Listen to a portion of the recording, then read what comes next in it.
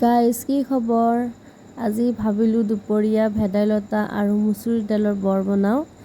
আজি যিহেতু ৰবিবাৰ সেয়েহে অলপ কিবা বিচাৰি বনাওঁ শাক পাচলি।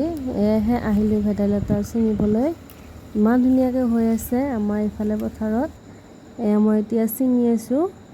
মচুৰ দাইল আৰু ভেদাইলতাৰ বৰ খাই মই বহুত ভাল পাওঁ আৰু আমাৰ পৰিয়ালটো বহুত ভাল পায়। সেয়েহে মই সপ্তাহত এদিন বনাওঁৱেই, যিমান কাম নাথাকক কিয় মই ৰবিবাৰকৈ বনাওঁৱেই। এতিয়া মোৰ ভেদাইলতাখিনি ছিঙা হৈ গ'ল। এয়া ছিঙি মই ধুনীয়াকৈ পৰিষ্কাৰকৈ ধুই লৈছোঁ আৰু এয়া মচুৰ। এতিয়া মই ইয়াতে জলকীয়া, নেহৰু, নিমখ, পিঁয়াজ চব দি মিক্সিটোত মাৰি ল'ম। এতিয়া মোৰ পিছা হৈ গ'ল আৰু এয়া চাওক কিমান ধুনীয়া হৈছে। মিক্সিতে মই পিচিলোঁ।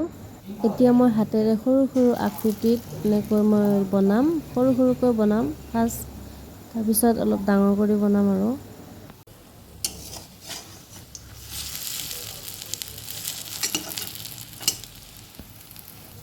এতিয়া মোৰ ফাৰ্ষ্ট বৰখিনি হৈ গ'ল আৰু ক'লা হ'লে আপোনালোকে নাভাবিব যে জ্বলি গৈছে বুলি, কিন্তু ই সদায় হোৱাৰ পিছত ক'লাই হৈ যায়।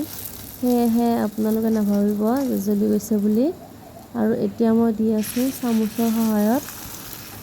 অলপ ডাঙৰ ডাঙৰকৈ দিছোঁ এইবাৰ মই।